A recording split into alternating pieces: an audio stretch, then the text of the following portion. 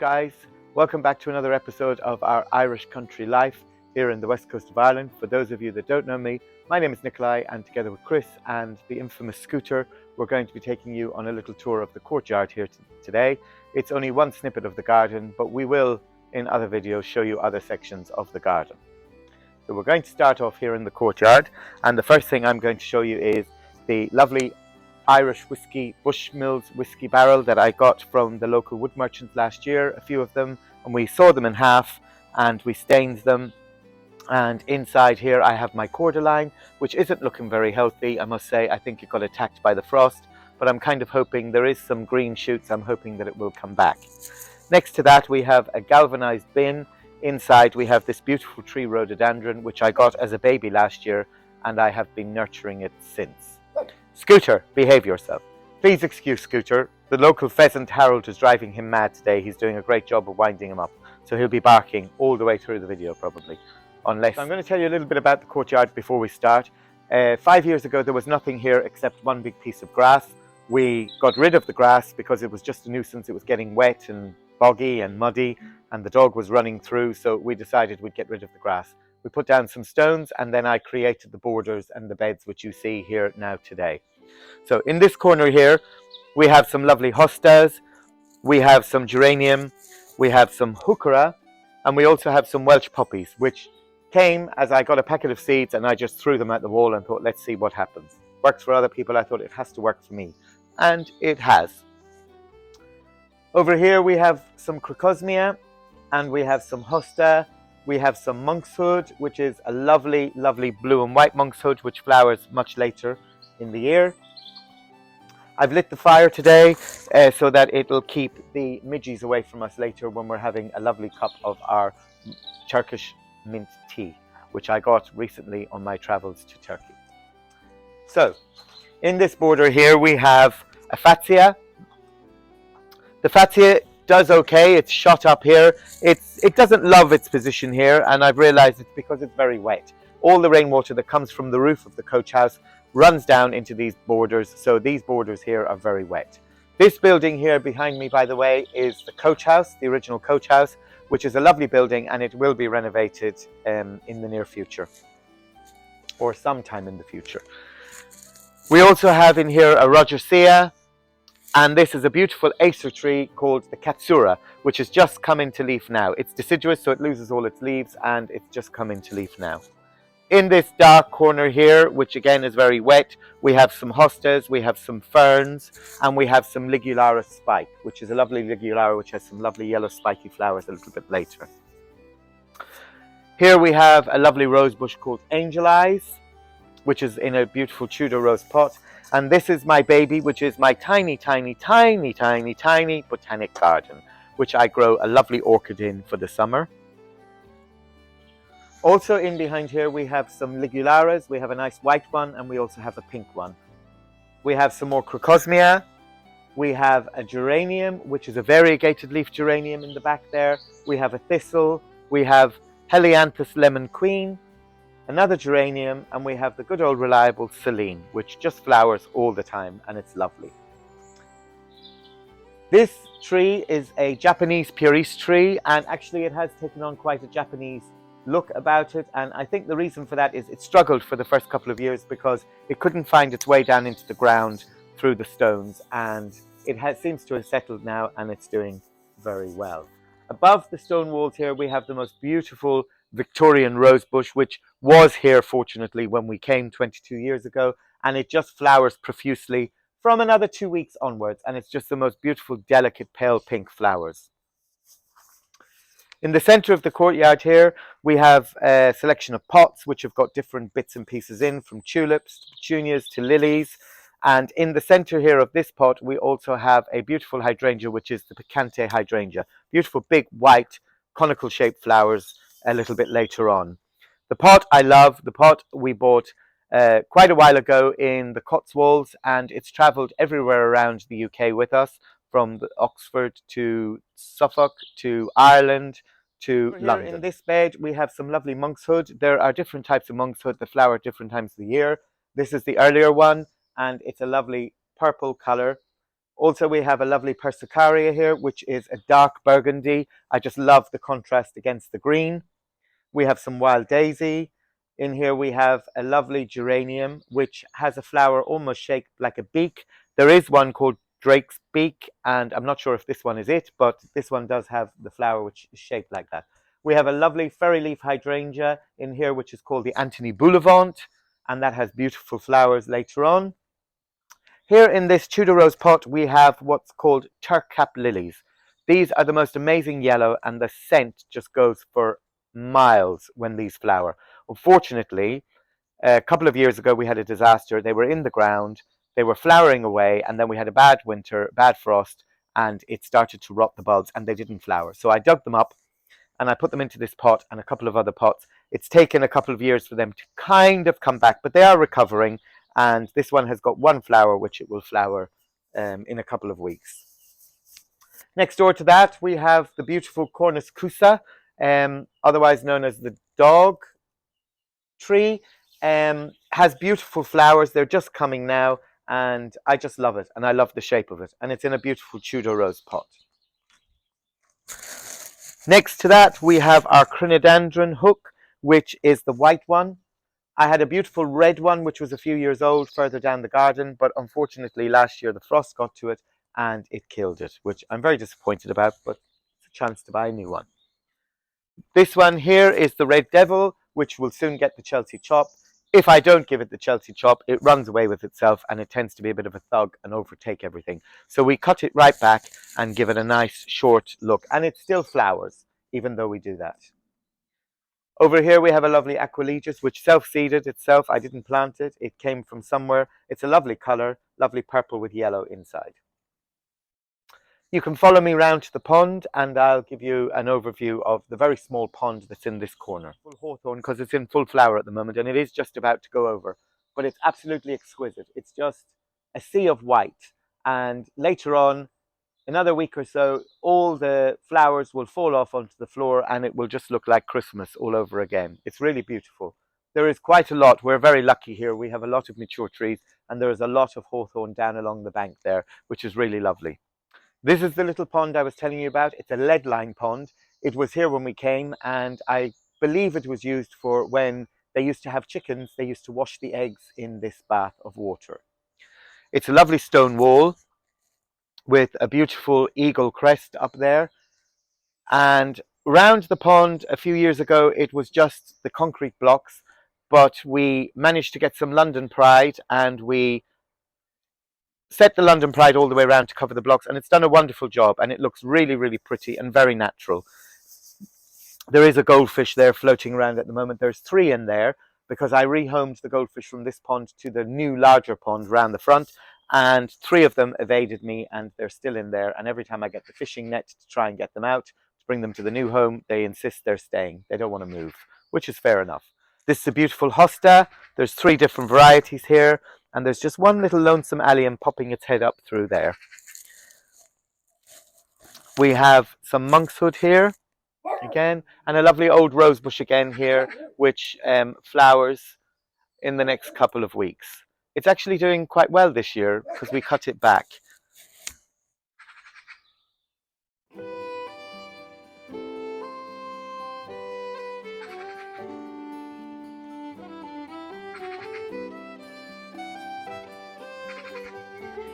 In this bed we have a lovely lace cap hydrangea.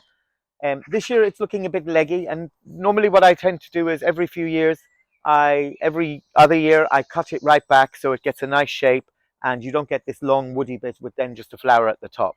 But I decided I'd leave it for this year, and I'll do it next year. Here we have some lovely elephants here, and it's in flower at the moment, and it's really, really pretty. I like that a lot. We have some sedum, again some heuchera, another batch of monkshood, a smaller stilby in there. We have a Ligulata and a Rogersea, a hosta, but the star of the show in this border is the beautiful fairy leaf tree hydrangea, which just shot up last year and was really, really beautiful, and you can enjoy it from both sides of the wall, which is lovely. Some Crocosmia, which when this flowers in August, it does have a lovely orange glow about it, which just brings this whole border to life.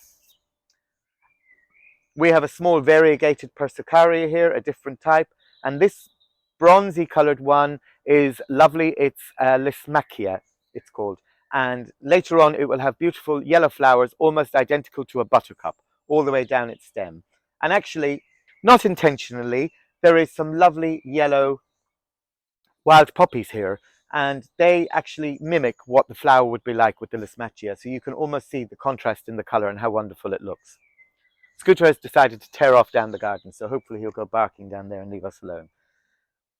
Also in here we have some Helianthus lemon queen, we have an Inula which gets very tall, lovely big leaf and lovely yellow flowers, almost like a very, very small sunflower or a large dandelion. The Euphorbia, which has a lovely orange, burnt orange coloured flower, and then this plant here is a member of the borage family. It begins with a T and the name has just left me. I have got it written down somewhere inside. Chris did ask me what it was called earlier for the video, but I said I can't remember and it would take me all day to find the name. But if somebody does know the name of it offhand, they can always write it in the comments so we have it. It's a wonderful plant, especially if you've got a dark, dense, shaded area that you need to fill and nothing else seems to grow. This will grow. And I just love the ginormous leaves. Before the leaves come in spring, you get this beautiful cornflower, blue flower on it, and it flowers for a few weeks and then the flower dies and the leaves come. And it just fills up a large space and I just love the texture of the leaf. Over here then we go to the kitchen garden. This is called the kitchen garden because we have some raised beds here, which we built ourselves last year, and we do try to grow vegetables in there, but very unsuccessfully at the moment, but I'm learning. We'll get there. If anybody's got any ideas, they can write them in the comments of something that's very easy and almost stress-free, because those beds are causing me a lot of anxiety at the moment. In here we have a collection of euphorbias, we have geraniums, we have a beautiful hydrangea which is called hot chocolate, you can tell from the colour of the leaf. We have cornflower, we have a lovely eucalyptus tree which is very young at the moment, and we have a nice crinodendron. We have Cephalaria gigantica, we have lots of poppies in the back which will flower in the next couple of weeks, and we have Deutzia strawberry fields. We have Ligularia desdemona with a lovely slug attached we will get rid of, and we have some teasels growing in here. And just before we leave this border, I'd like to just point out to you the beautiful yellow azalea because it's in full flower at the moment and it's really, really lovely. And just before we head off to my favorite garden center to get a couple of plants, I just wanted to draw your attention to the fact that people had made comments earlier on in the other previous videos that they couldn't hear me very well. I always think I'm extremely loud, but apparently they couldn't hear me. So I did manage to get a clip mic and I'm wearing it today, and hopefully those people can hear me much better now. And please do let me know that whether you can or whether you can't. Maybe we'll need to get a different one. But now I'm off to the garden centre and we'll see you a bit later for a cup of that delicious Turkish mint tea.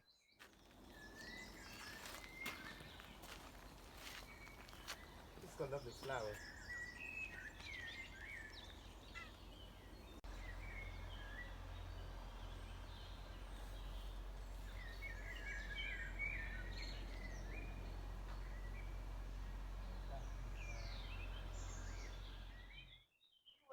Today I am super excited. I am here at my favourite garden centre, the Gardens in Forest Park.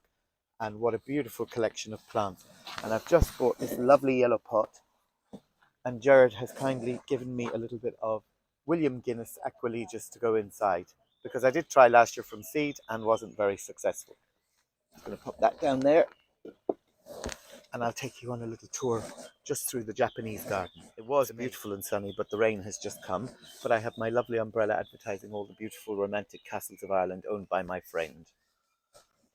So here we have some lovely acers, different colors, different texture. We have a beautiful tree hydrangea, some lovely granite statues, all Japanese. And then my favorite is this beautiful tree rhododendron. And I have actually got two little babies myself, one of which is in a big galvanized dustbin, which I painted, and I'm treasuring it and looking after it and hoping and praying that it will be successful. This one has been here for quite a few years, but I just love the size of the leaf and the whole texture of the plant. And as you can see, it's going to flower this year as well, which is truly amazing. Right, I'm going for a wander around the garden, so can I have my romantic coffee?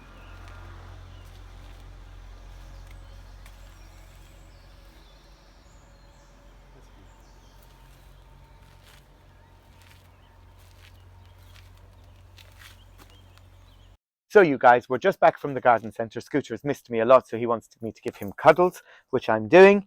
And I'm going to talk to you a little bit about what we got from the garden centre. Well, just a small selection of what we got from the garden centre. So here we have a beautiful rhododendron, and this is going to go round the front in the cottage garden.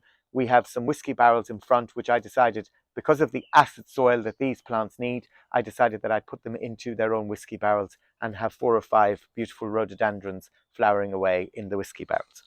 We also bought a dwarf rhododendron, which is stunning.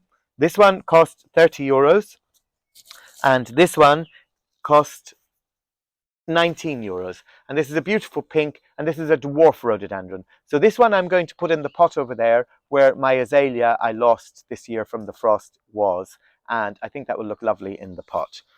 We've also got some violas here, and this is the yellow pot that we bought earlier in the garden centre, which I showed you there, and it was €30, and it's very, very beautiful. He also gave me one because it was broken, and so I just put the little violas, I planted them into that earlier on. Okay, so now I'm going to plant the echium. This was a seedling that we planted last year in the little greenhouse, and it survived the winter, so I'm going to get it into the ground, and hopefully it'll have a good chance to get going now, and it will survive this winter coming. I'm wearing gloves, not because I want to get my fingernails dirty, but because this is quite prickly, hairy, and it can be quite an irritant to your skin if you handle it too much without gloves. So we're just going to prepare the hole, and literally I'm going to dig a hole with a spade.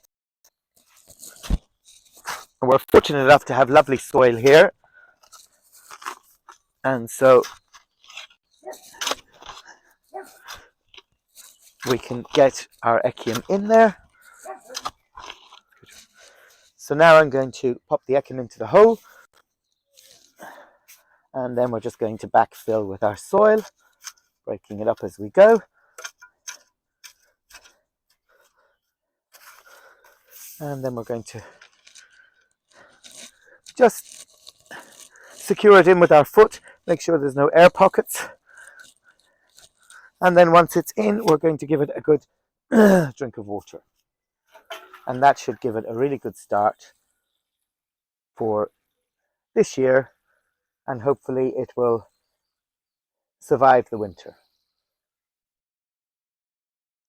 So now we're going to plant our rhododendron into our pot. The reason being, this pot has acid soil because it had an azalea in. The azalea unfortunately died, and we're going to just replace it with this beautiful rhododendron.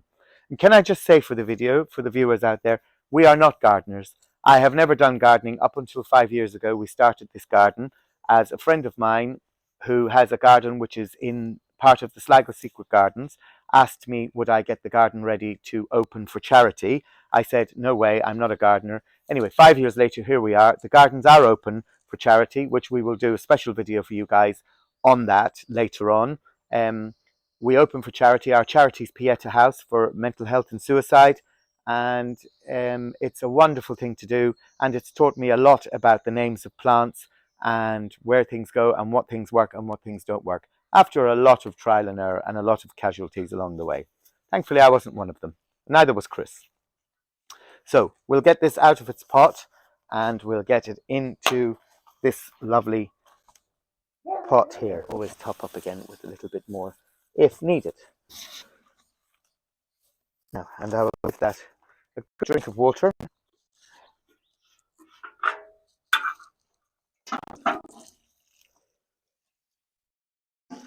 And I'll backfill with a little bit more ericaceous compost. And now I think, folks, it's time for a delicious cup of tea. I'm really thirsty. Now, thank you for watching, and hopefully you got to enjoy this little snippet of our garden here on the west coast of Ireland. And if you do like what you see, please hit the like and subscribe button, and we'll see you again soon for another video, maybe making scones or something. We shall see. But for today, enjoy. Thank you for watching. And Scooter, can you go and find Chris for this cup of tea, please? Because I'm gasping.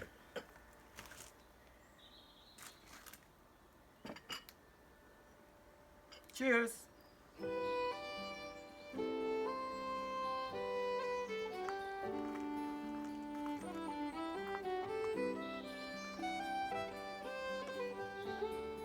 What do you think, Scooter? Do you like the tea? Do you like some tea?